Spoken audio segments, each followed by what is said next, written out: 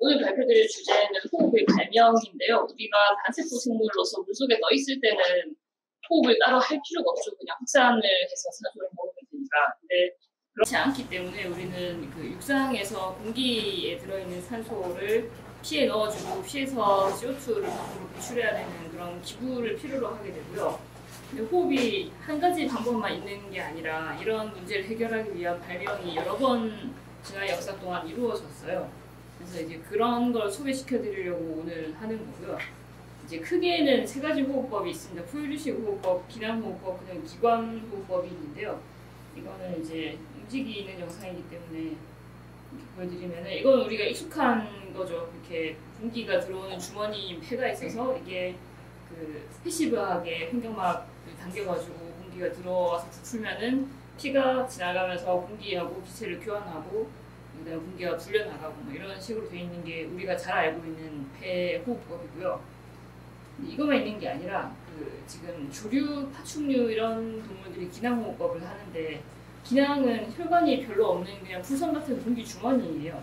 근데 이게 짜지면서 그 폐한테 공기를 밀어서 불어 보내주고 그러면 이제 여기서 기체 교환이 일어나게 되고 파라볼키라고 부르는데요.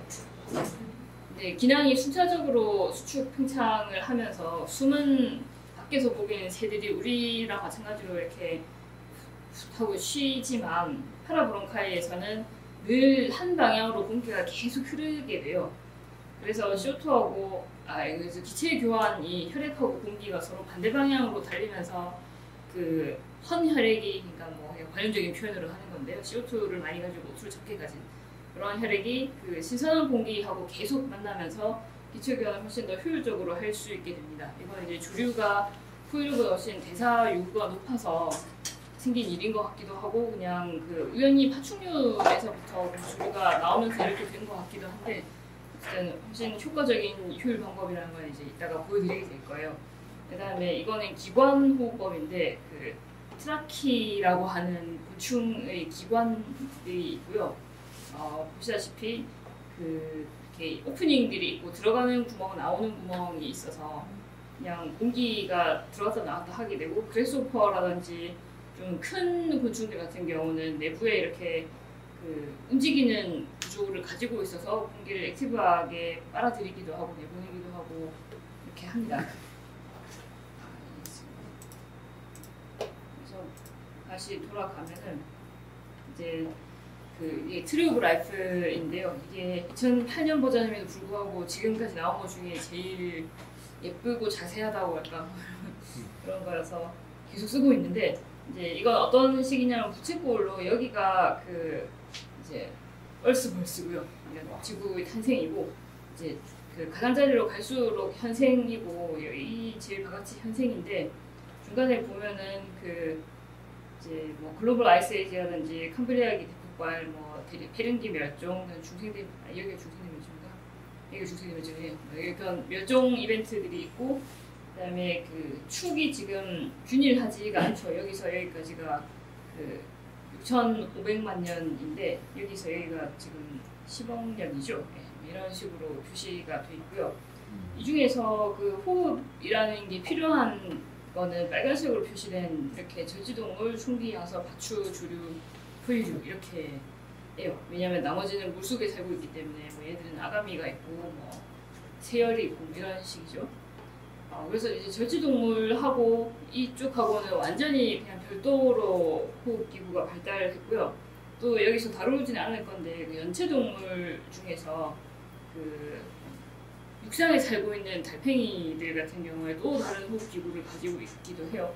근데 뭐 그것까지 얘기하기엔 너무 좀 부족할 것 같고 시간이. 네, 그래서 총기류부터는 어려운데 그 우리가 실로캔스라든지 아니면 이제 페어 뭐 이런 것들을 보면 물 위에서 육상에서 많이 생활을 하잖아요. 그래서 이제 이때 생긴 구조물이 그 초기폐의 시초가 됐고 거기서부터 그 주류식, 포유류식 이렇게 갈라지게 됩니다.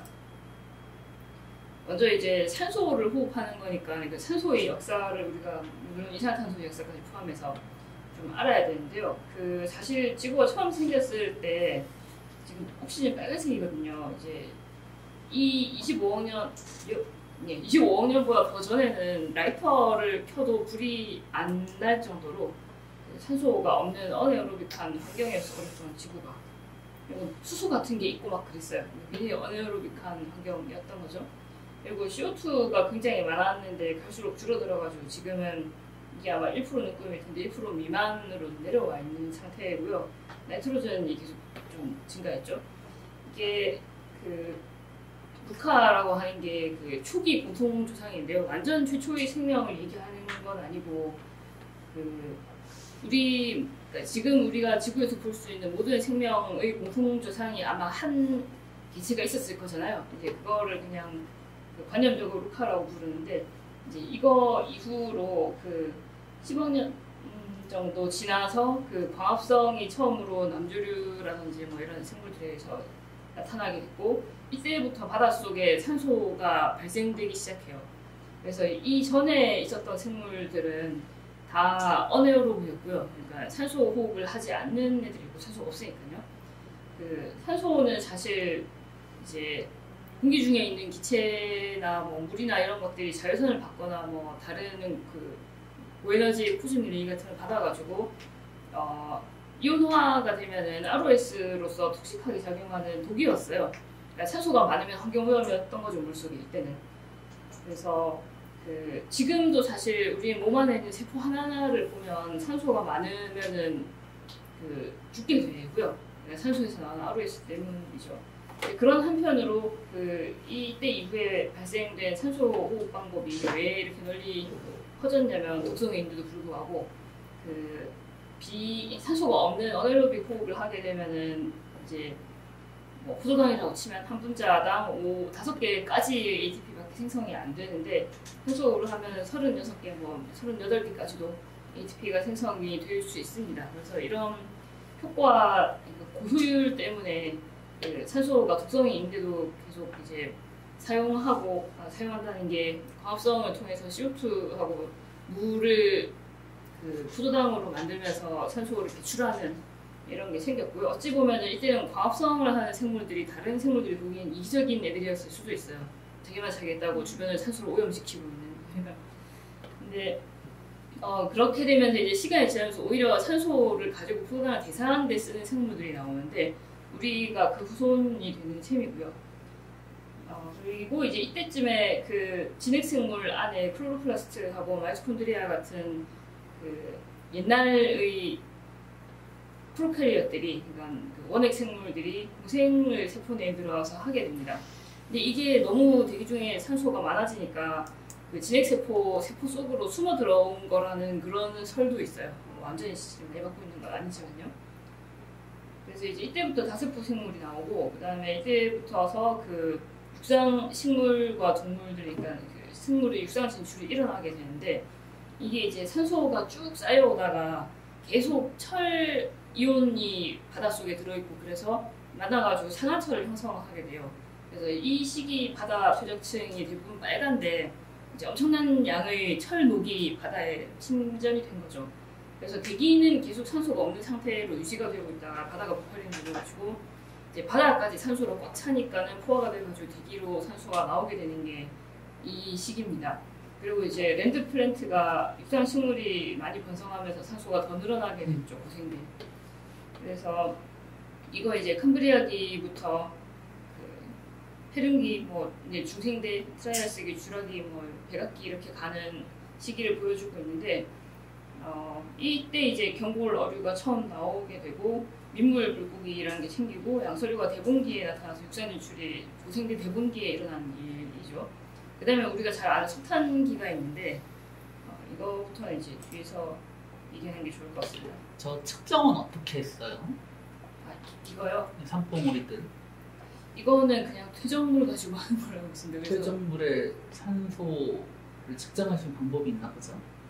그 시대의 산소. 그게 좀 잘 모르겠는데. 네. 저도 정확히 잘 모르겠어요. 이유가 될 것 같습니다. 그래서 오차가 굉장히 큰 방법들로 알고 있어요. 네. 예를 들어 뭐 얼음 그 빙하 같은 거 파면 빙하에 누적돼 있고 뭐 이런 거는 굉장히 필요할 수도 있을 것 같은데. 그건 이제 뭐 몇만 년보다 더 멀리는 가기가 어렵죠, 빙하 같은 경우. 그래서 아마 제가 듣기로는 그 용암이 굳어질 때 들어간 버블을 어떻게 한다는 이야기도 본 것 같은데 그러면 또 돌에서 나온 가스가 피자 건강은 좀 잘 모르겠습니다. 그래서 일단 저지동물은 이거 한 슬라이드인데요. 그 곤충들이 크기가 지금 보면은 아무리 큰 놈이라도 엄청 크지가 않죠. 근데 이 시대에는 무지막지하게 큰 놈들이 있었어요. 그래서 이제 시간 여행을 하게 되더라도 절대로 무생대 대분기로 돌아가시면 안 돼서 원래 싫어하시는 분들은 특히. 그런데 노래기가 길이가 그 더듬이까지 하면 3m에 이르는 노래기도 있었고 이게 다 그 다발인 거 이렇게 발이 많았던 걸 생각하면 진짜 공포 영화에 나왔던 그런 애들이죠. 이거는 이제 현생곤충의 애벌레지만 이제 이런 게 크기가 막 10배, 20배씩 컸다고 생각하시면 돼요. 꾸물거리면서. 그 다음에 이제 잠자리가 양쪽 펼친 날개 길이가 2m 정도 되는 이런 잠자리들도 날아다녔고요. 이게 가능했던 이유가 일단 얘네들은 그 수상계하고 기관계가 독립입니다. 그러니까 곤충은 처음에 육장에 우리의 조상인 양서류보다 훨씬 더 먼저 육장에 올라왔는데 얘는 좀 더 막 만들었다고나 해야지 그런 게 있어서 그 체액이 도는 관은 있지만 끝은 열려 있고 기관도 마찬가지로 들어오는 입구는 있는데 그 살 속에서는 이게 끝나는 게 아니고 그냥 열려 있어요. 우리는 이제 모세혈관에 구멍이 있다고 해도 어쨌든 혈관이 완전히 사라졌다가 뭐 이런 건 아니잖아요, 조직 안에서. 근데 얘네는 이제 그 살 속에 빨대 꽂아 놓은 것 같은 상태로 혈관계도 있고 기관계도 있다고 생각하시면 돼요. 그래서 얘네가 서로 만나거나 이렇게 얽히거나 반대로 달려나가거나 이런 게 없고 그냥 다 빨대만 딱 꽂혀 있는 그런 상태고 그러다 보니까 이제 확산에 많이 의존을 해야 되고요. 우리가 학교에서 배우는 것 중에 몸무게하고 기체 교환 면적 비를 배우게 되는데 너무 큰 생물이 생길 수 없는 이유가 몸무게가 커지면 이제 길이 세제곱으로 늘어나는데 기체 교환 면적이라는 건 제곱으로밖에 늘어날 수가 없잖아요. 그래서 몸의 대사 요구를 다 수용할 수가 없어서 너무 클 수가 없다고 하는데 이제 왜 이때만 이런 게 가능했냐면은 산소 농도가 무지하게 높은 시기가 있었기 때문에 그래요. 35%까지 올라갔는데 지금은 21%, 20% 이렇게 되죠. 그래서 훨씬 더 그 리미트가 적은 때였고 그다음에 이제 이런 동물들만 있었던 게 아니라 물에 사는 저주동물들도 있고 그다음에 거미들대로 체커파라고 하는 또 완전히 다른 기관이랑 다른 구조를 만들었는데 그거 이제 자동차 라디에이터 같은 그런 게 생겨 있어가지고 열 교환까지 같이 하는 구조물이었어요. 그래서 이제 원래는 이 정도 하고 그래서 이제 우리 좀 더 직접적인 가까운 조상을 살펴볼 것 같으면 고생대의 그 헝그리아기의 갑주어라고 하는 생물이었던 애들이 아니고 조상님들이 네, 그 분기를 해서 고생대에 뭐 우리가 알고 있는 공룡의 조상들이 그림을 보면 연락없이 공룡처럼 생겼지만 아직 공룡은 아니었던 중생대에 가서야 공룡이라고 불릴 수 있는 그런 파충류와 포유류 공통조상들이 생기게 됐고요. 공룡의 데피니션은 뭔가요?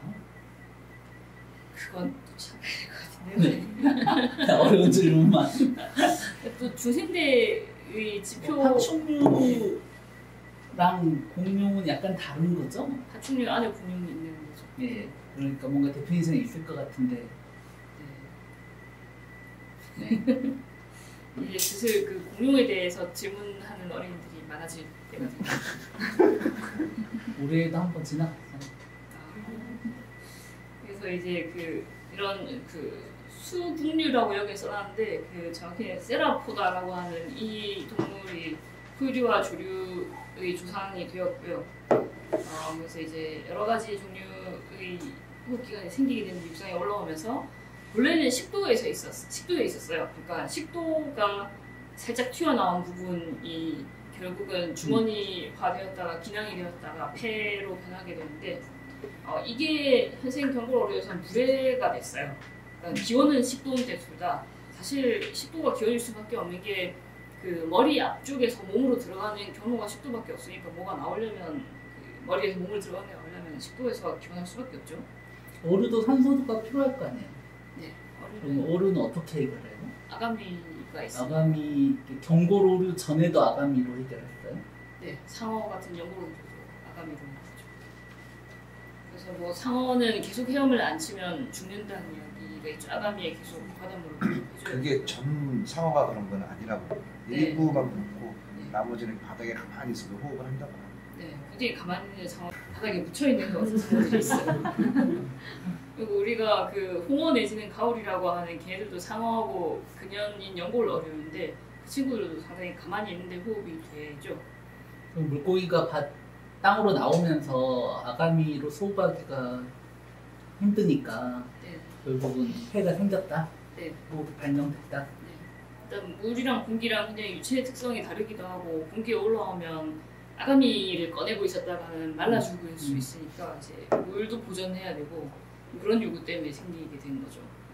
그래서 불해가 사실 다윈은 옛날에는 물고기 불해가 아마도 폐의 기원일 것이다 뭐 이렇게 주장을 했었는데 그건 이제 다윈이 잘못 생각했던 것이 실제로는 폐 비슷한 공기 주머니가 생겼다가 그게 다시 불해로 바뀐 거예요. 그러니까 폐가 불해로 진화했다고 볼 수 있죠. 어찌 보면 불해가 있는 물고기 같은 경우는.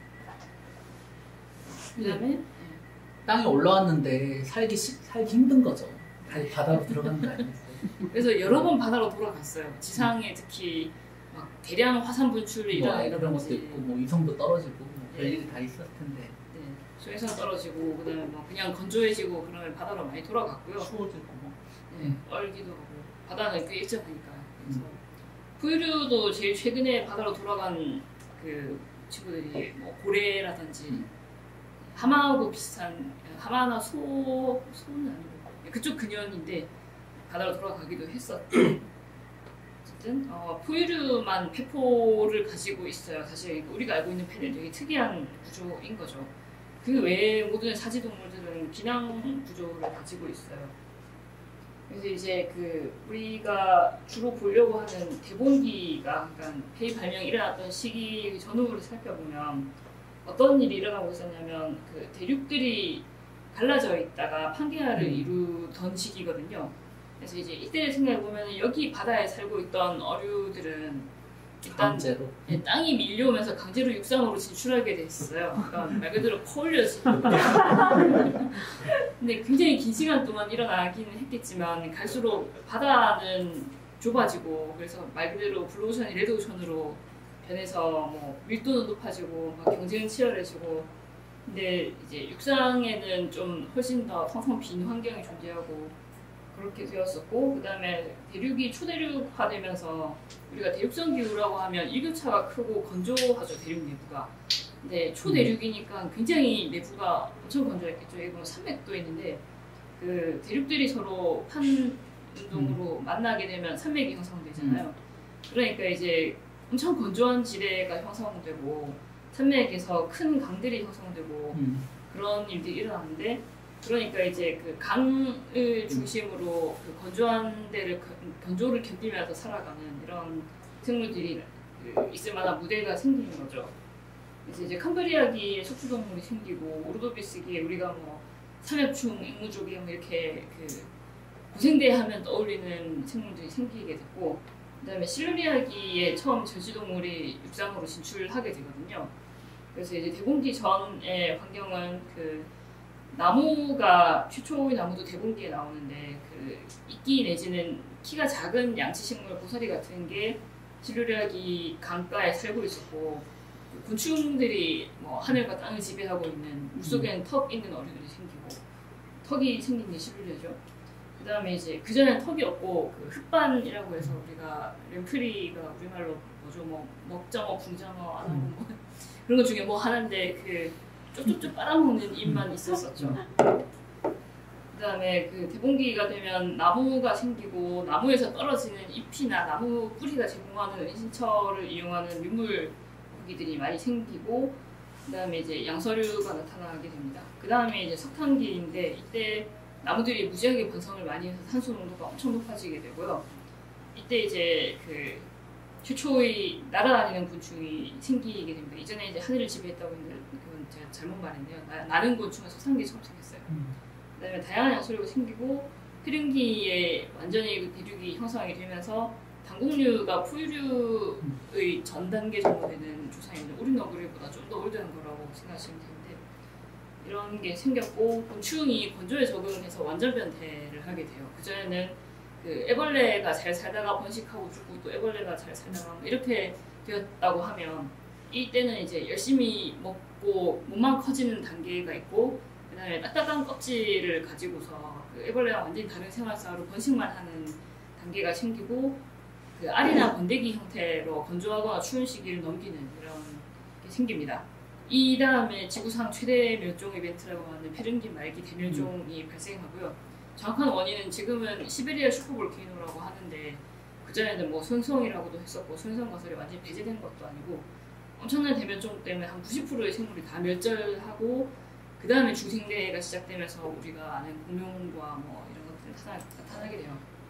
근데 이제 나눈다는 게 이제 원래 위를 높은 데를 지배하면 뭐 무조건 유리할 수밖에 없잖아요. 날고 싶었을 것 같긴 한데 날 수만 있으면 날기 위해서는 이제 아까 얘기했지만 몸도 가벼워야 되지만 산소 요구도 충분히 많아야 되니까 폐가 최적화가 되지 않으면 못 날았을 것 같은데요. 네. 아무리 곤충이라도. 그래서 어쨌든 날 수 있었다는 거가 이제 가지는 힘. 네. 그거가 이제 뭐 피직스를 이겨야 되는 거잖아요. 뭐 그러니까 어쨌든 아마 산소가 굉장히 많으니까 좀 더 그 원시적인 구조로도 날 수 있었을 것도 있고 식탐기에는 그다음에 그때 이제 곤충도 풀무이 처음 생기죠. 지금도 호박벌이나 메뚜기 같은 거 보면은 배가 막 움직이는 이제 그런 게 이때 생긴 것 같습니다. 큰 곤충에서요. 그다음에 이제 이거는 그 최근에 책으로도 나온 만화로 본 곤충이 진화에 나온 이거를 나왔는데 그 이때 실루리아기 바다가 어땠었냐면 그러니까 판게아가 아까 형성되고 있었던 그 얕은 바다 있잖아요. 거기에서 턱 있는 그 물고기가 처음 나왔다고 했는데 턱이 있는 정도가 아니고 엄청난 턱이 있었어요. 그래서 이제 삼엽충이 굉장히 번성했었다가 이때 완전히 이런 경골 어류들이 과자로 전락해버렸고 그다음에 너무 이런 경골 어류들 사이의 경쟁도 심해지다 보니까 군비 경쟁이 과해지면은 막 굉장한 것들이 나오잖아요. 이제 이거는 시카고에 있는 자연사박물관에 있는 턱뼈 화석인데 판피류 화석인데 이게 진짜 다 뼈예요. 어디 판타지에 나오는 괴물 같은 거 오래판으로 만들어 놓은 게 아니고 진짜 뼈가 이렇게 생겼었고 이빨이 보면 뭐 턱이랑 한 덩어리죠. 이빨이 따로 있는 게 아니라. 그다음에 이런 애들 같은 경우는 심지어 눈알까지도 뼈가봇을 둘러서 경골로 눈알 케이스를 만들기도 했었어요. 그다음에 몸 길이가 9m고 무게가 1톤이었죠. 그래서 이제 시간 여행하면 안 되는 동네 중에 하나가 이때의 바다예요. 들어가면 진짜 판타지 괴물을 그대로 만나게 되는데 이렇게 완전히 레드오션이 되어 있었는데 반면에 이때 육지로 가면 이런 상태였던 거죠. 이게 이제 굉장히 거대화된 육지 양치 식물들이고 이런 곤충들이 날아다니는데 사실 이거를 잡아먹으면서 이파리도 좀 먹을 수 있고 그렇다고 하면 건조나 육상 생활을 하면 이제 부력이 없으니까 몸이 막 바닥으로 컬랩스하게 되는데 그것만 견딜 수 있으면은 이게 진짜 블루오션이었던 거죠. 그래서 이때 식물들이 잎을 이렇게 많이 가지고 있으니까 아무도 물론 곤충이 잎을 먹긴 하지만 먹을 게 굉장히 많았던 시기고 그래서 이제 고생대 화석 중에 이렇게 잎이 있는 게 엄청 많아요. 심지어 우리가 그냥 불 때우는 석탄에도 보면 잎 화석이 있는 경우도 있거든요. 그래서 이제 고생대 화석들이 엄청 싼데요. 이제 어제 긁어본 건데 고생대 석송류 잎 화석이 15달러면 살 수 있어요. 그래서 이 정도로 흔한 거죠. 이때 파면 그냥 무조건 나오는 거죠. 근데 이게 왜 없어졌냐? 없어진 게 아니고 석탄기라고 부른다는 건 이때 석탄이 만들어진 건데 이 이후에도 나무가 계속 있고 지금도 나무가 있잖아요. 근데 왜 석탄이 되지 않느냐 하면은 석탄기에는 얘네들이 먹어봤자 이런 벌레들이 나무를 먹어봤자 나무 잎은 먹어도 몸체를 먹을 수가 없었고 뭐 많이 먹을 수도 없었는데 바퀴벌레 때문이에요. 바퀴벌레라기보다 바퀴벌레와 펭귄이 공통조상이 살기 시작하면서 얘네들은 내장에 데리고 있는 셀룰로스를 분해할 수 있는 세균 덕분에 그냥 나무 몸을 다 갈아 먹을 수가 있었어요. 그래서 주로 죽은 나무만 먹었는데 석탄기에는 아무도 안 먹어서 석탄이 될 수 있었지만 그 이후로는 나무가 죽었다면 누가 다 먹어버려가지고 석탄이 될 수가 없었습니다. 그래서 그렇지 않다면 우리가 석탄 더미 위에 올라앉아 있었을 텐데 그렇고요. 그래서 이제 그 물에서는 정확히는 이제 강가라든지 강변에서 일어나는 일들인데 이렇게 불해가 있는 생물들이 나타나가지고 그 민물 강이라고 하는 건 바다보다 훨씬 일정하지 못한 환경이에요. 가뭄이 오기도 하고 물이 마르기도 하고 그다음에 햇볕을 받으면 물 온도가 막 많이 왔다 갔다 해가지고 추워졌다가 뜨거워졌다가 막 그렇게 하는데 그 물은 온도가 올라가면 산소 포도가 떨어지게 되죠. 그래서 정확히는 물이 산소를 더 많이 가져가서 물에서 산소를 꺼내기 힘들어지죠. 그러니까 그 더워질 때와 건조해질 때 대비해서 그 공기 주머니를 가지고 있다가 물이 너무 산소가 부족하면은 아가미 케이스에다가 이런 저장해놓은 공기를 불어넣어주는 생물들이 생기게 돼요. 이런 게 나중에 폐허가 되기도 하고 바다에서는 이 친구들이 바다로 들어가면 불해가 되는 거고요. 불에는 그 인렛 아웃렛이 따로 없는 걸로 알고 있습니다. 화학적으로 가스를 생성하고 빼고 그런 거 같더라고요. 그래도 네. 처음 알았네. 확신이 없네요. 당연히 뭐 필요하면 있고 필요 없으면 빼고 뭐 이런 건 줄 알았더니 컨트롤러빌로 되게 떨어질 텐데 케미컬로. 근데 그 되게 깊은 심해산 애들이 그 잘 안 움직이니까 수면까지 와서 공기를 도로 가져가고 그러긴 힘드니까 그러지 않습니까? 아니 아가미에서 산소를 만들어서 할 수도 있지. 어쨌든 뭐 그런 레벨 기체로는 못 만드나? 그럴 수도 있겠지. 일단 뭐 이제 이때 그 야서류가 야서류가 아니고 어류가 뭐 망둥이 같은 걸 보면은 지느러미, 뒷지느러미, 앞지느러미를 가지고 앞지느러미 어깨 잡쳐서 막 이렇게 걸어다니고 뒷지느러미를 몸을 밀고 이런 것들이 있죠. 그런 게 그 이때 필요했는데 좀 안 간지나게도 왜 이게 필요했냐면은 강가에 그 나무 뿌리가 은신처를 제공할 수 있잖아요. 그러니까 이제 되게 강가에서도 잘 나가고 싸움 잘하는 친구들이 아니고 이제 싸움하면 맨날 발리고 막 먹고 살기 힘든 친구들이 숨어 있으려고 그 나무 뿌리에 이렇게 매달려 있었던 거예요. 이제 그러다가 나무 뿌리에 매달려서도 그 회피가 안 되면은 그냥 그 아주 강한 물고기들이 못 오는 육상으로 물 밖으로 나가버리기도 하고 뭐 이렇게 한 건데 어떻게 보면 루저들이 적응한 게 우리 조상이라고 볼 수도 있대요. 네, 그래서 아칸소스테가라든지 치타알릭이라든지 뭐 이런 물고기들이 나타나게 되고 그래서 사지 팔다리의 발달하고 폐의 발달이 사실 같이 가고 있어요.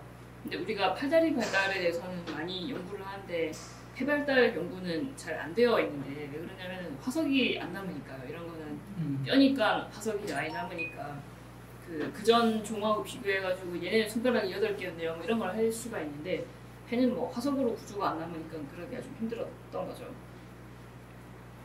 그래서 이제 그 어류에서는 이런 총기류에서는 보조호흡기관이고요. 아까 말씀드린 것 같이 아프리카 페어 같은 경우만 좀 예외인데 얘는 이렇게 진흙 속에 점액질을 몸에 두르고 들어가서 이제 가뭄 동안에 진흙 속에서 견디는데요. 물 속에서도 아니고 그 동안에 그 반쯤 죽어 있는 상태로 있다가 비가 오면은 진흙을 뚫고 나오게 됩니다. 그리고 강에 가서 번식을 하고 어느 정도 자라면 다시 진흙에 들어가서 비슷 상태로 있게 되는데요. 얘네들만 그 공기호흡 비중이 더 높은 그런 어류고 이게 사실 동영상을 가지고 올 수 있으면 좋았을 텐데 어떤 거냐면 BBC 다큐멘터리에 나온 장면인데 진흙을 강가 걸 파다가 담장을 지어놨더니 집 벽을 해놨더니 이제 비 오는 날에 그 아프리카 페어들이 집 벽에서 막 기어 나오는 장면이거든요. 공포 영화인데. 다행히 이건 집 밖에서 찍은 것 같긴 한데 집 안으로도 아마 나왔겠죠. 그래서 이제 얘네들은 입이나 식도에 있는 근육 가지고 공기를 마시고 빼고 이런 것들을 하게 되는데 그 외에는 이제 수동적인 후기라고 하니까 주머니를 열고 있으면 공기가 들어오는 그런 거고요. 그 다음에 이제 양서류의 폐인데 사실 제가 양서류 폐가 어떻게 되는지 궁금해서 그 박사학위 하는 동안에 양서류를 많이 그 이미징을 하거나 해부를 하거나 했었거든요. 예, 개구리 폐를 열어보면 진짜로 이렇게 그 풍선껌 버블 같은 이런 식으로 생겨 있어서 이게 안에 격벽이 제대로 쳐진 게 아니고 그냥 주머니예요 정말로. 그다음에 식도에서 아무 덮개나 뭐라도 없이 그냥 불쑥 나와 있거든요. 그래서 이제 먹을 때는 숨을 쉴 수가 없죠. 입에 있는 그 오프닝이 숨 쉬는 구멍이자 먹는 구멍이자 뭐 이렇게 되는 거고, 비강도 따로 없고요. 비강이 구강이고 이렇게 있고. 네, 얘네는 이제 액티브하게 립을 움직여서 숨을 쉬지만 횡격막은 없죠. 그래서 그 쥐강이고, 그리고 꺼내 보면은 그 위장하고 심장이 다 같이 딸려 나와요. 왜냐면 자를 때가 뭐 이런 데서 자르면은 그 위장까지 다 끝까지 쭉 딸려 나오거든요. 네. 그다음에 피부 호흡에도 의지하고 있고, 주머니가 격벽이 있는 종도 있고 아닌 종도 있고 그렇고요. 그다음에 아가미를 그 올챙이 시절에 가지고 있는데, 올챙이가 개구리를 변태할 때 아가미가 폐로 점차 바뀌어간 이런 게 아니라 그 처음에 발생하는 배아 단계부터 배아 속에 폐도 있고 아가미도 있어요. 그래서 올챙이 때는 폐는 그냥 놀고 있고 아가미만 계속 쓰다가 폐에 묻혀 있고, 이제 육상으로 팔다리가 나오고 이러면서 그 아가미 의존도가 떨어지고 나중에 아가미 불기들이 그 소화돼서 없어지면서 폐 위주로 살게 되는 거거든요. 그 예를 들면 네. 올챙이가 개구리가 되는 과정에서 폐가 발달을 안 해서 죽어버린 애들도 꽤 있겠네요. 그럴 수도 있을 것 같은데 알 방법이 그러니까 사망한 올챙이의 사망 원인을 밝힐 수 있으면 그게 쉽지 않아서. 사실 올챙이들이 한 100마리 부화시켜 놓으면 결국 개구리 되는 거는 한 20마리 정도밖에 안 되던데요. 모든 음식이나 뭐 환경을 잘 만들어줘도 쟤네들끼리도 잡아먹고. 실험실 환경에서요? 네, 그냥 뒤집어져서 죽기도 하고, 뭐 왜 죽었는지 모르게 죽기도 하고, 발생이 이상하게 되는 애들도 있고 그렇더라고요. 그다음에 우리 몸에 야설의 흔적이 남아 있는데, 그 딸꾹질하고 세열이라고 해서 귀 앞에 이상한 구멍 같은 게 있는 경우들이 있어요. 그게 이제 아가미 덮개 같은 것의 흔적, 아가미 구멍의 흔적이고, 딸꾹질도 이때 식도 덮개가 아니 기도 덮개가 없었기 때문에 그 생기는 거라고 하는데, 자세한 거는 좀 기억이 잘 안 나네요. 네, 그다음 파충류로 넘어가게 되는데요. 그 파충류 호흡을 연구하기 시작한 건 굉장히 최근이고, 이때 2013년 네이처 논문 이게 처음으로 파충류의 폐들을 비교 CT로 찍어서 비교를 하고 유착학 실험을 하고 그랬던 거거든요. 그래서 굉장히 다양한 모양의 폐들을 가지고 있지만 공통점은 어쨌든 얘네들도 횡격막이 없고 립을 움직여서 차를 만든다는 거고, 그래도 어쨌든 능동호기 위주로 바뀌었다는 거고 야설이보다는. 그다음에 그 이런 전구체가 나타나고 환기가 일방통행으로 나타나니까 기낭들이 서로 번갈아 짜가지고 한쪽으로만 흘리는 이런 게 파충류에서도 일부 나타나고요. 그다음에 그 전까지는 목이 없죠. 우리가 생선의 목을 친다고 이야기를 하지만 목이라고 하는 머리하고 몸통을 구분하는 잘록한 구조는 없잖아요. 근데 파충류에 와서 처음으로 그 척추가 이제 머리도 아니고 몸통도 아닌, 그러니까 어깨가 있으니까 사실 목이 있을 수가 있는 건데, 이제 머리를 막 돌리고 이런 게 가능해집니다. 물고기는 보면 그 머리를 움직이려면 몸도 다 따라 움직이게 되죠. 상어만 봐도 그렇고. 네. 그리고 바디 매스 리미트가 해제되는데, 개구리는 커도 엄청 클 수가 없죠. 근데 파충류는 꽤 큰 것들도 있는데, 왜 그러냐면 이제 그 몸이 무너지는 문제를, 그 뼈를 이제 팔다리가 그 도롱뇽 같은 야서류를 보면은 이렇게 생겼거든요. 그러니까 몸에서 완전히 그 바깥으로 불쑥 지느러미 나오듯이 이렇게 나와 있어서 우리가 맨날 팔굽혀펴기를 한 채로 걸어다니는 것이 그렇게 걸어다니는 건데, 그러면 이제 몸무게가 많으면 무너지게 되지만 파충류는 이제 관절이 그 딱 안착하는 구멍이 생기면서 팔다리가 아래로 땅을 딛게 되는 그런 구조를 만들어요. 그래서 무너지지도 않고, 그다음에 비늘 가지고 건조 저항성도 획득하고, 네, 뭐 골격도 튼튼해지면서 이제 바디 매스 리밋을 해제하게 되고, 잠시만요. 이거는 뱀 폐를 열어보고 있는 건데, 그 이제 파충류 호흡은 되게 전략이 다양해서 얘네들 같은 경우는 안에 뭐 알비올라이제이션이라든지 혈관화가 별로 돼 있는 것 같지 않죠? 그냥 공기 주머니 같은데 얘는 몸이 기니까 그냥 긴 몸 길이하고 똑같은 폐를 가지고 있으면 어지간해서는 확산으로 좀 커버가 되는 거죠, 뱀들은. 그리고 이제 바다거북 같은 경우는 잠수를 막 엄청 오랫동안 해야 되잖아요. 또 추운 데서.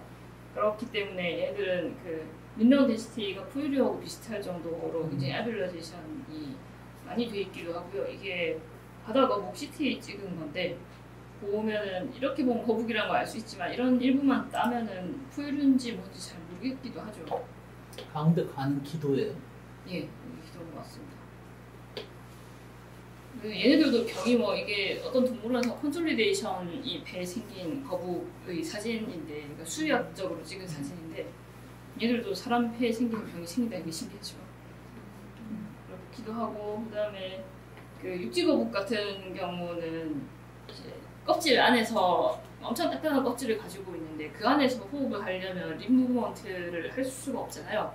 풀플레이트 아머를 입고 막 폐를 움직이려고 하면 불가능하니까. 그래서 그 몸 속에 빈 공간이 있고 폐가 막 혼자 그 안에서 부풀었다 줄었다를 하게 됩니다. 그다음에 이제 포유류 폐인데요. 이제 여기서 포유류에서는 그 허리라는 게 처음 생겨요. 사실 생각해보면 포유류 말고 허리라는 게 없어요. 파충류 허리 지정하기 좀 어려운 것 같죠. 앞다리 뒷다리 중간쯤에 허리를 우기려면 우길 수는 있겠지만 이제 이게 왜 그러냐면 흉곽하고 복강이 분리가 되니까 그 갈비뼈가 끝나고 골반이 시작되지 않은 부분이 이제 허리인 건데 그 완전히 두 개가 분리가 되고요. 그렇다는 얘기는 포유류 말고는 흉곽 복강의 구분이 없다는 이야기이기도 하죠. 폐가 바로 장기 그 소화기관들하고 막 만나고 있는 그런 상태고 호흡하고 연동이 강하게 돼요. 호흡을 이제 풀무 호흡을 수동적으로 폐가 직접 움직이는 게 아니라 흉곽을 움직여서 움직이니까 그 복근도도 호흡에 중요한 역할을 하게 되고요. 그래서 달리거나 뭐 뛰어내리거나 점프하거나 이런 운동들을 할 때 호흡하고 연동을 못하면은 그 소위 말해서 뭐 우리 무협지에서 보는 피를 토하고 뭐 이런 일이 일어날 수가 있게 되죠. 그리고 이제 조류하고는 항온 특성이 별도로 발달하면서 파충류는 이제 항온은 아닌데 대사율과 굉장히 높아지고 그래서 브론코 알베올랄 렁이라는 구조로 적응을 하게 되고요. 되게 작은 포유류는 사실 그 파충류는 이런 식으로 생겨서 이게 모노포디알인데, 그러니까 저기 기관이 아까 거북이에서 보시다시피 큰 기관이 하나 있고 주변에 작은 브랜치들이 막 뻗어 나와 있는 이런 구조인데 딱지나 작은 포유류는 이렇게 생겼어요. 근데 이제 큰 포유류는 이분지를 통해서 공간을 가능한 한 많이 확보할 수 있는, 그러니까 기체 교환 면을 많이 확보하는 그런 식으로. 다이코토말? 네. 그게 더 효율적인가요? 복잡계 관점에서는? 면적은 이게 더 많이 가질 수 있어요. 그러니까 폐부피 대비 내부 면적은 서피스 면적? 인터액션 서피스 면적? 네. 재밌네요. 그다음에 이제 그 알베올라 서펙턴트가 발달하게 되는데 폐가 이렇게 모양이 아주 막 미세하고 알베올라이제이션이 많이 돼 있는 상태인데 그게 부풀었다 줄었다를 많이 해야 되잖아요. 그러니까 이제 컬랩스가 되어버리거나 우리가 풍선 오래 내버려두면은 붙어버려가지고 불어도 공기 안 들어가는 경우가 있잖아요. 그런 일이 없게끔 서펙턴트가 발달합니다. 이건 이제 그 루코리피드 같은 건데 점액하고 지방질 같은 게 잘 발려가지고 이렇게 컬랩스 안 되게끔 해주면서 공기나 수분 교환을 할 수 있게 이렇게 해주는 것들입니다. 그래서 보면은 그 사람 폐가 바이오마이오메틱스하는 특히 기획과 비슷한 분들이 그 최고로 적응이 잘 된 폐라고 잘못 생각하고 있는 경우가 있는데 전혀 그렇지가 않고요. 포유류 중에서도 이런 썰매기 애들을 보면 뭐 영하 40도에서 몇 시간 동안 막 시속 50, 60으로 달리기도 하잖아요. 이제 사람은 그렇게 불가능한데 말 같은 경우 시속 80으로 몇 시간 달릴 수 있고 뭐 이런 해양 포유류들 같은 경우는 굉장히 긴 시간 동안 깊은 심해 잠수를 하면서 살 수가 있죠. 그래서 사람 폐가 전혀 최적하고는 좀 거리가 먼데 장시간 달리기하고는 좀 있어서 장시간 달리기는 사람이 꽤 잘하는 편이기는 해요. 그래서 이거는 왜 가지고 왔냐면 이거 콧구멍 같이 생겼죠. 이게 그 혹등고래 머리에 있는 분수공을 보면 진짜 코같이 생겼는데 진짜로 이제 그 코가 여기에 이렇게 올라가 있는 거예요. 머리 위로, 머리 꼭대기로. 네, 그래서 이거는 말의 폐인데요. 에어레이션이 어떻게 되는지를 맥시망스.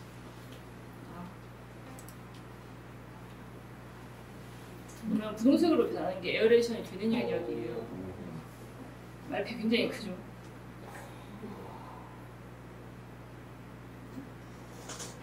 인비트로일 거잖아요. 오. 엑스비보죠. 죽은 말에서 꺼내는 거죠. 이러면 끝까지 공기 찬 거죠, 이제. 저런 상태에서도 저 에어레이션이 되나 보죠. 다 안 죽었나 보죠, 세포 레벨에서. 그렇죠. 완전히 그 죽은 지 사실 조금만 지나도 콜랩스 된다를 안 돌아오는 경우가 많은데 이거는 아주 신선하게 꺼내는 건가 봐요. 그래서 이 정도로 부피 차이가 나게 되고 결국 이제 알베올라 월이 받아야 되는 기계적 스트레스나 건조 스트레스가 상당하다는 걸 느낄 수 있는 부분이기도 하고요. 네, 그리고 대량의 주류 폐가 나오는데 사실 주류의 폐는 그냥 우월하다고 할 수 있는 그 다른 차원의 폐더라고요. 일단 이제 포유류보다 파충류하고 더 비슷하고 그다음에 비행이라는 걸 포유류도 아주 안 하는 건 아니지만 주류는 그냥 대부분 하잖아요. 비행 능력을 뒷받침할 수 있을 정도로 대사 서포트가 잘 되는 구조고요. 일단 이제 새들의 놀라운 능력에 대해서 조금 보자면은 그 인도 기러기, 인도 두루미 이런 애들은 철새인데 그 1년에 2번씩 히말라야를 넘어다니거든요. 근데 이제 9,000m 상공 비행을 1년에 2번씩 하는데 생각해보면 아무리 히말라야라고 해도 중간에 협곡이 있으니까 막 그렇게 높이 안 올라가도 될 것 같잖아요. 근데 거기에는 딱 독수리들이 대기 타고 있어요. 철새 지나가고. 그래서 이제 아침에 햇볕을 받아가지고 바위들이 상승기류를 형성할 때를 기다렸다가 그거를 타고 그 아나푸르나라든지 막 마칼류 같은 그런 고봉을 진짜 봉우리를 넘어가 버리는 거예요. 그렇게 안 잡아먹히니까. 근데 이런 일을 태어난 지 3개월 지나서 그 처음 날기 연습한 두루미들이 해요. 뭐 못하면 죽는 거지만. 네, 그런 정도. 산소가 부족할 것 같은데 그런 건 상관없는 거죠. 산소가 엄청나게 부족한데 거기서 날기를 할 수 있다는 거죠. 이제 바람의 힘으로 그냥 날지 산소 자체 내가 막 힘을 막 써가지고 날라 올라가는 건 아니니까 산소의 요구량이 좀 줄일 것 같긴 한데 이제 그래도 민항기가 10,000m에서 날아다니잖아요. 네. 민항기 나가면 산소 엄청 없을 텐데 사람 죽는 레벨일 것 같은데 얘는 어쨌든 맨몸으로 날아다닌다는 거 아니에요? 네. BBC 다큐멘터리 같은 거 보면은 이거 넘어서 날아갈 때 바람이 제일 글라이딩하기 좋을 때를 타기는 하지만 맘대로 안 될 때는 막 액티브 날개짓으로 바람경로 찾아서 돌아가야 되기도 하고 그러겠죠. 네, 돌풍에 휘말려가지고 막 죽기도 하고 그러더라고요. 그래서 그다음에 이제 이게 진짜 무서운 케이스인데 70년대에 이제 11,000m 상공에서 화물기가 날다가 버드 스트라이크를 했어요. 그래서 이제 11,000m라고 딱 기록이 되어 있는 이유가 버드 스트라이크 난 다음에 기장이 비상선 메이데이나 뭐 이렇게 무전을 때리면서 비상착륙을 허가해달라. 지금 뭐 고도는 몇 미터고 뭐 이런 걸 보고를 한 게 남아 있어요. 그래서 이제 내려와가지고 안에 남아 있는 새의 잔해를 보니까 오리깃하고 뭐 몇 가지가 남아 있었는데 엔진에 들어가 있는 게요. 그런 걸 분석해보니까 루펠 그리폰이라고 하는 일종의 독수리인데 그런 새라는 걸 알 수가 있었어요. 근데 1만 미터 이상 상공에 미항기가 엄청 빽빽하게 날아다니는 게 아닌 걸 감안하면 우연히 충돌을 할 정도면 얘네들이 굉장히 많이 날아다닌다는 이야기가 되죠. 그래서 얘는 이제 시력이 좋으니까 높이 올라가서 아래에 내려다볼수록 더 넓은 영역에 있는 식사를 서치할 수 있게 되는 거거든요. 그래서 이렇게 고고도를 가는 것 같고 그다음에 극제비감 얘기 많이 들어보셨겠지만 1년에 8만 킬로미터씩 다녀요. 북극에서 한 번, 남극에서 한 번 사는데 왜 그러냐면 남북극에 백야가 있잖아요. 백야 있을 때 찾아가는 거예요. 낮이 기니까 먹이 활동을 더 길게 할 수 있으니까. 자지 차라리. 자는 게 좋지 않나? 그 시간에 자겠다 나를. 그다음에 이제 알바트로스 신천홍 같은 경우는 GPS 태그된 신천홍이 8시간 동안 시속 127km를 평속으로 8시간 동안 날아가는 기록이 있고요. 그럼 GPS 태그 안 된 신천홍이 훨씬 많으니까 더 무시무시하다는 이야기죠, 보통은. 그다음에 이제 그 페레그린이 메일인가요? 아무튼 걔는 극강화할 때는 시속 400까지 나오는가 보더라고요. 그다음에 이제 그 이런 도요가 있는데, 도요면 큰 새도 아니고 작은 물새인데요. 알래스카에서 뉴질랜드까지 그 바다밖에 없잖아요. 오로지 태평양밖에 없거든요. 근데 이제 이거 11,500km를 그 한 번도 내려앉거나 먹거나 물을 아무 보급도 없이 그냥 9일 동안 쭉 날아간다고 하더라고요. 근데 얘네들이 이런 짓을 하는 이유는 다른 데 가면 부식자가 있기 때문에. 그러니까 얘도 사실 내가 싸움도 못하고 루저니까 그냥 비행이나 드립다 해야 되겠다 이렇게 한 셈이죠. 그다음에 이제 뭐 펭귄은 550m까지 들어가고 얼음물에서 20분 동안 버틸 수 있고, 그다음에 550까지 그 잠수병 걱정 없이 그냥 쑥 들어가다 쑥 나오고 뭐 이렇게 하는 정도로 배가 엄청난데. 잠수병은 피질기가 아니에요? 혈관 안에 질소가 생기는 건가요? 뭐 약간 그런 거잖아요. 질소 버블이 생기는 건데. 그거가 안 생기나 보죠, 얘는? 화학적으로 컴pen세이션이 있다고. 피 안에 뭐가 있나 보구나. 특이하네. 그래서 뭔가 초인간이 되려면 조류를 연구해야 될 것 같은 생각이 드는데. 나는 건 의미가 있죠. 그래서 얘는 흉곽이 고정돼 있어요. 우리는 숨 쉬면 흉곽이 움직이잖아요. 근데 원웨이만 하면 되니까 기낭만 움직이고 폐는 안 움직여도 돼 있기 때문에 우리가 달릴 때 발을 쿵 하고 이제 내리찍는 순간하고 숨을 들이쉬는 순간이 만나면 되게 고통스럽거든요. 그래서 자연스럽게 쿵 할 때는 숨을 내뱉게 돼 있고, 그래서 호흡하고 운동을 연동시켜야 되는데 얘네는 뭐 그럴 필요도 없고 그냥 알아서 날개짓하고 알아서 숨 쉬면 되고요. 척추가 막 휘어졌다 펴졌다 할 것도 별로 없죠. 그래서 이제 대근육의 움직임이 비상근육이 흉곽하고 독립적이어서 편리한 점이 있고, 벌새는 그렇게 치면 50Hz까지 날개를 푸덕거리는데 50Hz로 숨 쉴 수는 없잖아요. 그런 게 가능해지고요. 그다음에 허리가 없고 폐가 이제 소화기관하고 그냥 맞닿아 있죠. 그래서 이제 뭐 수의학 교과서 같은 거에 보면은 뭘 잘못 먹고 장천공이 생긴다든지 뾰족한 걸 먹어가지고 그러면 이제 뭐 기낭이 터지게 되고 뭐 이런 얘기들이 있고, 감염이 기낭에 되면 뭐 다른 부위까지 감염 퍼지고 이런 게 많더라고요. 이제 이게 파라브론키의 모습인데 얘는 수축 팽창을 하지 않는 그런 구조인 거죠. 그래서 어떤 식으로 되냐면 이제 들이쉴 때 뒷기낭이 펼쳐지면서 공기가 들어가게 되고, 그 다음에 얘가 수축하면서 파라브론키에 공기를 보내고, 그러면은 이제 그 다음 팽창 페이즈에 앞기낭으로 그 공기가 들어가게 되죠. 그러니까 앞기낭 뒷기낭이 이제 번갈아 수축이 아니라 동시 수축 팽창을 하는데 공기가 이 방향으로 밀리게 되는 거예요. 이제 그 다음에는 밸브 닫은 상태로 여기 밸브 닫고 여기 열어놓으면은 호기가 나가게 되잖아요. 그래서 겉보기에는 흡기 호기를 하는데 파라브론키에서는 언제나 이 방향으로만 공기가 흐르게 돼요. 밸브가 있어요, 오네이 밸브들이? 네, 뭐 그러니까 되겠죠. 그냥 하면 안 될 것 같은데. 그래서 이런 게 가능하기 때문에 이제 수축 팽창의 기계적 스트레스를 견딜 필요가 없어가지고 그냥 리지드 하고요. 얘네들 폐는 이제 누르면은 우리가 딱딱한 빵이나 쿠키 같은 거 누르면 처음에 안 들어가다가 와삭하고 무너져 내리잖아요. 좀 그런 식이라고 하더라고요, 폐가. 그래서 이제 카필라리가 굉장히 극미세하게 형성될 수가 있고, 그다음에 서펙턴트도 필요 없고, 그다음에 에어 블러드 교환면도 엄청 얇아도 되고, 그래서 이제 같은 크기 포유류에 비해서 기체 교환 면적이 6배에서 8배나 넓은 거죠. 그래서 아마 까치나 비둘기 같은 정도면 기체 교환 면적이 사람의 못 먹을지도 몰라요, 어쩌면.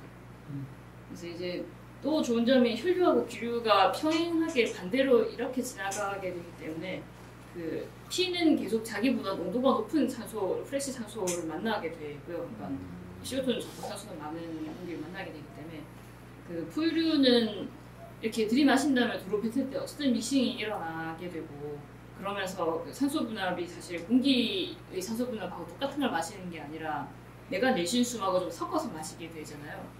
얘는 그런 것도 없는 거죠. 애들은 COPD 없겠네요. 없을 것 같은데요? 왜냐면 콜라겐이 있어야 콜라겐이 끊어지면서 COPD가 생기는데 콜라겐이 없으니까. 그러니까요. 그래서 이런 논문이 2007년에 유로 레스피레이터리 웨스트가 쓴 논문인데 그 대부분 생물학자들한테 뭐 사자가 잘 써요, 호랑이가 세요 뭐 이런 거 물어보면 다 각자의 적응이 있는 것이고 누가 더 우월한 게 아닙니다. 이런 대답이 돌아오잖아요. 근데 딱 예외인 게 버드렁은 포유류렁보다 슈피리어합니다 라는 게 결론이에요, 이 논문에서. 모든 면에서 그냥 포유류가 더 장점이 있는 점이 없어요.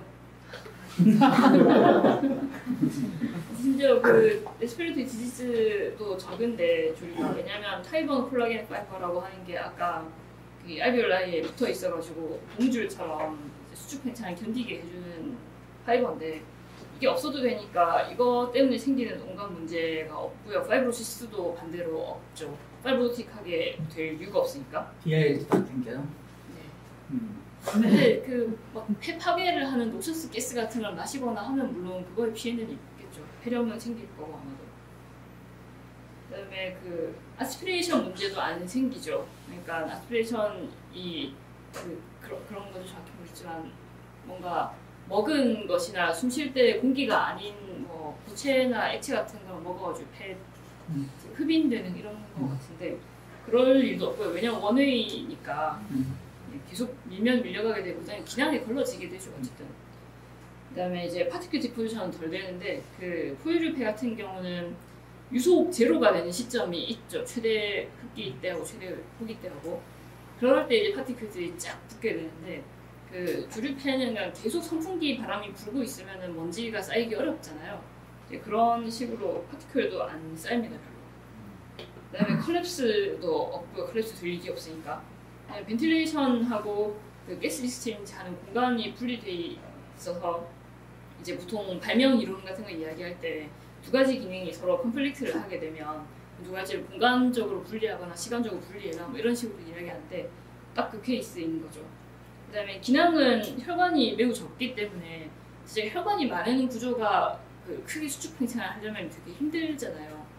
근데 이제 혈관 적은 그냥 풍선 같은 주머니가 수축 팽창을 하니까 기낭도 별로 힘들 게 없고 어차피 기체 교환은 파라볼기가 다 해주고 얘는 여기서는 기체 교환 안 하고 그렇게 하니까 이게 그 개폐의 그 전자현미경 사진인데 알베올러스 밀도가 이 정도인데 여기 까만 거는 미세혈관이거든요.